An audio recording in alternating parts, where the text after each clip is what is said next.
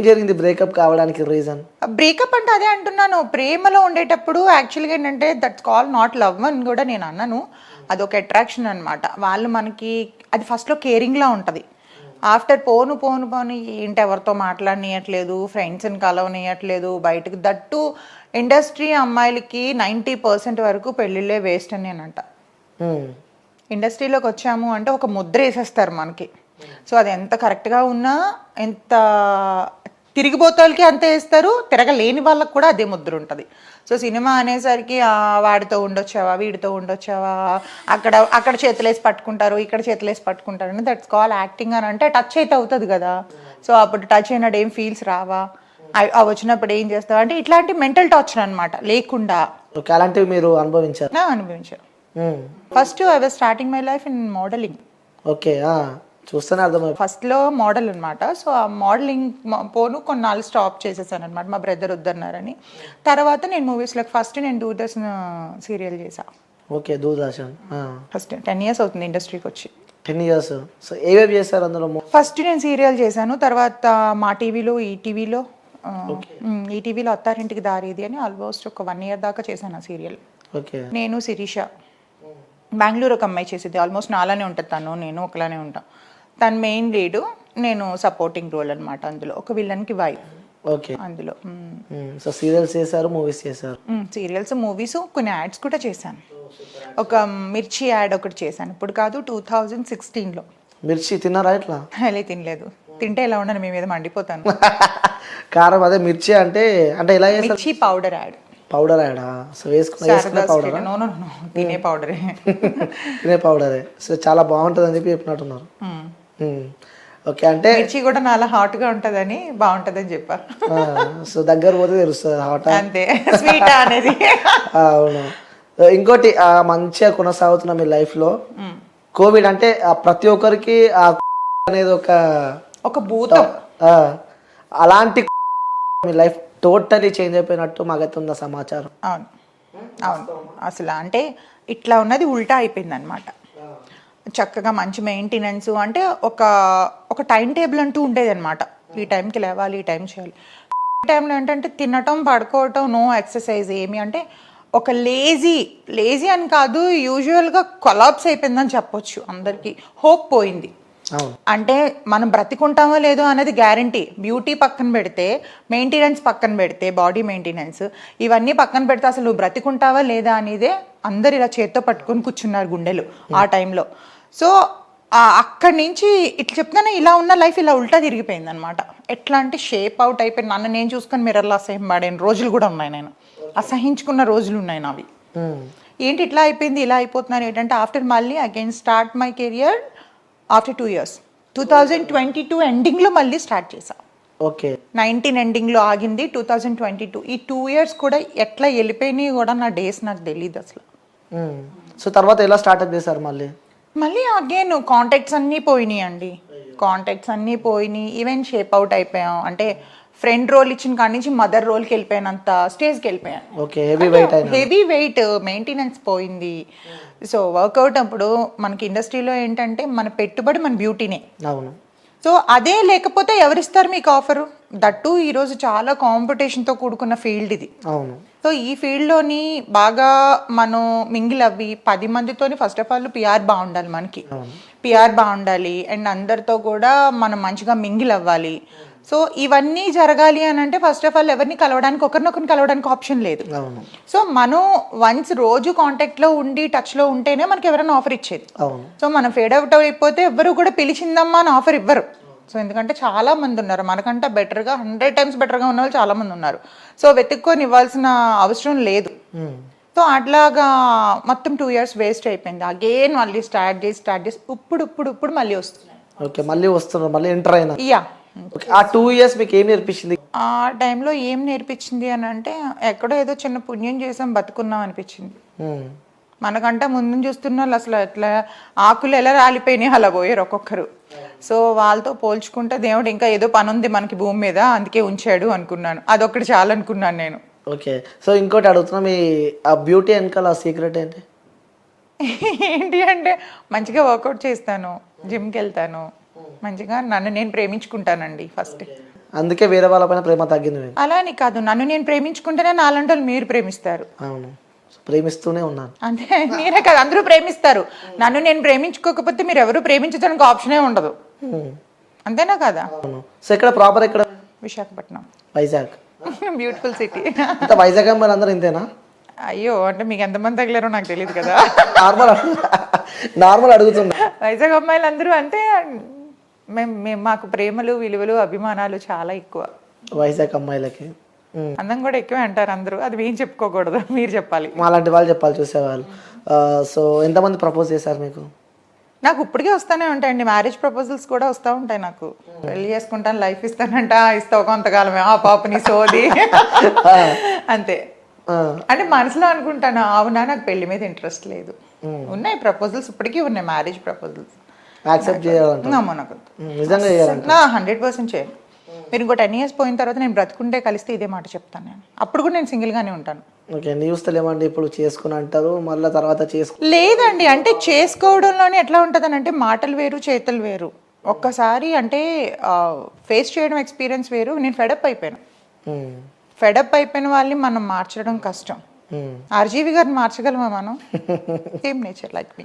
ఆర్జీవిని follow అవుతున్నావు అయితే? Follow అవ్వట్లేదు నేను. అంటే ఒకదానికి స్ట్రాంగ్ గా ఫిక్స్ అయితే అది ఎవరి తరం కూడా కాదు, దేవుడి తరం కూడా కాదు మార్చడం. అవును. సో ఇంకోటి, మీరు ఓకే అంటే ఒకటి చెప్తాము అనుకుంటున్నాను నేను. చెప్పండి. మీరు ముందు చెప్పండి, దాని తర్వాత ఓకేనే చెప్పండి. నేను ఏం చెప్పినా ఓకే అంటావు. నేను అడిగిన దానికి 2 యాడ్ చేస్తావు, నేనేం చెప్పినా దానికి 2 యాడ్ చేస్తానన్నదని మీరు అడిగే క్వశ్చన్ బట్టి ఉంటుంది. నార్మల్గా యాడ్ చేయాలి మీరు అంటున్నా.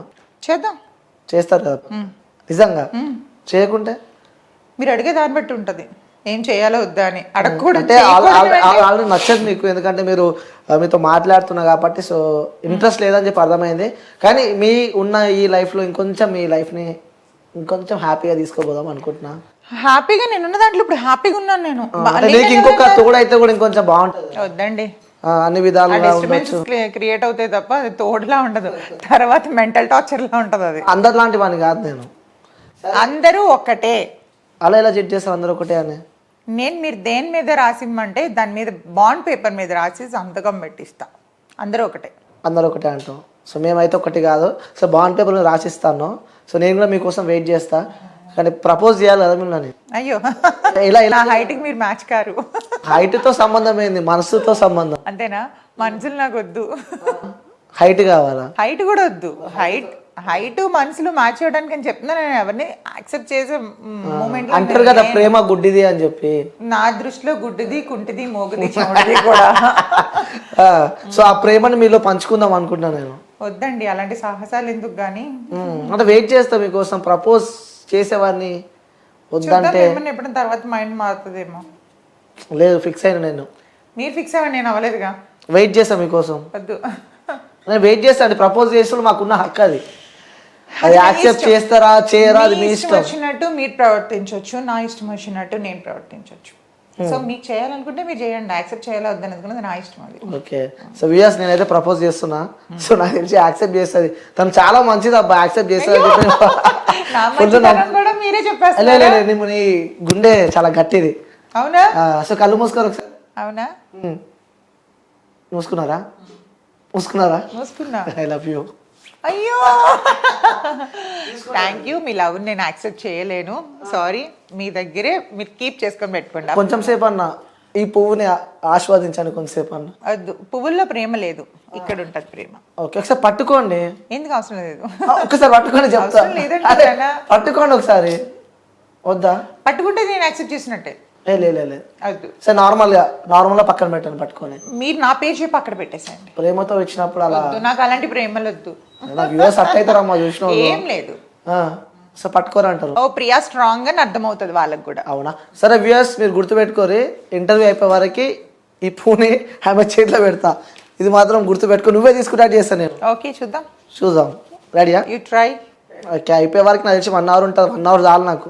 ఓకే, చూద్దాం. సో ఆ జోక్సే పాటు పక్కన పెడితే ఇండస్ట్రీ. సో ఇండస్ట్రీ అంటే కూడా ఫస్ట్ యాక్టర్స్ గుర్తుకొస్తే వాళ్ళ వెనకాల ఉన్న కష్టాలు గుర్తుకొస్తుంటాయి. సో ఇంకో పక్క చూస్తే, సో అలాంటి మీ లైఫ్లో ఎవరైనా అడిగారా? అడగకుండా ఉంటారు ఇండస్ట్రీలో? అడిగారు. అయితే అడగకుండా ఉంటారని ఎలా అనుకుంటున్నారు? అంతే అంటారు. 100% అడుగుతారు. అది ఇవ్వాలా వద్దా అనేది మన మీద డిపెండ్ అయి ఉంటుంది. ప్రతి ఒక్కటి అడుగుతారు, కాకపోతే పెద్ద డైరెక్టర్స్ ఎవరు అడగరు. ఇప్పుడు సుకుమార్ గారు అట్లాంటి వాళ్ళెవ్వరూ కూడా అలా అడగరు. చాలా మంది వాళ్ళని కావాలని బ్లేమ్ చేయటం కోసం, వాళ్ళని బయటికి తీసుకొచ్చి వీల్ ఫేమ్ అయిపోవడం కోసం అట్లా చెప్తారు, కానీ అది తప్పు. కిందన ఉన్న వాళ్ళు మాత్రం గోకుడు గ్యారంటీగా ఉంటుంది. అంటే ఎలాంటి వాళ్ళు కింద ఉన్న వాళ్ళంటే అసిస్టెంట్ డైరెక్టర్లు, కో డైరెక్టర్లు, రైటర్స్, కోఆర్డినేటర్స్, ఇట్లాగా కోఆర్డినేటర్స్ కూడా అంత ఉండదు. కోఆర్డినేటర్స్ వేరే రకం ఉంటుంది వాళ్ళది. సో మిగతా రిమైనింగ్ వాళ్ళంతా ఎవరైతే ఉన్నారో వీళ్ళ ఉంటుంది గ్యారంటీగా. ఏమన్నారు, మీరేమన్నారు మరి? నేను తప్పించుకున్నాను అంతే. ఆ టైంలో ఏదో చెప్పేసి మాట, తర్వాత ఇంకా కాంటాక్ట్లోకి వెళ్ళడం మానేసేదాన్ని. ఇంకా ఇంటెన్షన్ అర్థమైపోయినప్పుడు ఇంకా టచ్లోకి వెళ్ళడం మానేసేదాన్ని. అందుకని ఇక్కడే ఆగిపోయాను కదా, లేకపోతే ఒక రేంజ్లో ఉండేదాన్ని ఇప్పుడు. అంటే ఇప్పుడు రేంజ్లో ఉన్న వాళ్ళందరూ కమిట్మెంట్ ఇచ్చిన వాళ్ళు అంటారు. అది నేను ఎలా చెప్తాను, వాళ్ళకి తెలుస్తుంది. అది అడుగుతారైతే అడుగుతారని ఖచ్చితంగా చెప్తున్నాను కదా. అడుగుతారు, ఖచ్చితంగా అడుగుతారు. అడగకుండా ఎవ్వరు ఉండరు.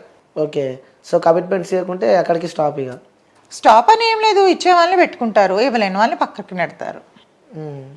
అలాంటి సందర్భాలు ఎదుర్కొన్నా అంటారు మీరు? ఉన్నాయి. సో ఒక ఉదాహరణకు షేర్ చేసుకోవచ్చు కదా ఒకటి.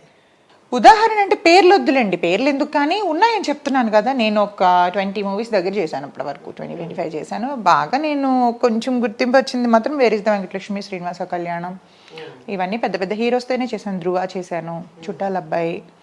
అడుగుతూ ఉంటారు, అడిగే వాళ్ళు అడుగుతూ ఉంటారు, మనం నెట్టుకుంటూ రావటమే. ఇష్టం ఉంటే వెళ్ళటం, ఇష్టం లేకపోతే కామ్గా అవాయిడ్ చేసుకుంటూ రావటం. అంత చాలా మంది ఉన్నారు. సో ముఖ్యంగా ఈ ఇండస్ట్రీకి సంబంధించి తెలుగు వాళ్ళకి కనిపించారు. అవునండి, యాక్చువల్గా తెలుగు, మీరు మంచి క్వశ్చన్ అడిగారు.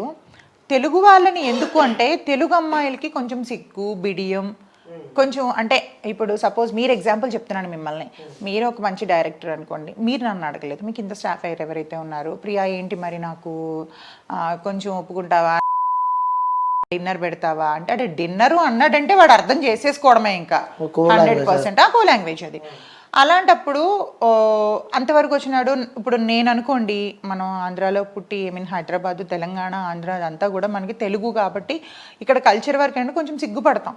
సో మనం వేరే స్టేజ్కి వెళ్ళిన తర్వాత వీడు దీంతో నేను ఇలా ఉన్నాను అని చెప్తాడేమో అని మనం కొంచెం సిగ్గుపడి తెలుగు అమ్మాయిలు కొంచెం ఆగిపోతారు, బ్యాక్ స్టెప్ వేస్తారు. ఈవెన్ ఈ విషయాలు ఇంట్లో తెలిస్తే కూడా బాగోదు, తర్వాత బయటకు వస్తే తల్లిదండ్రులు ఏమైపోతారని.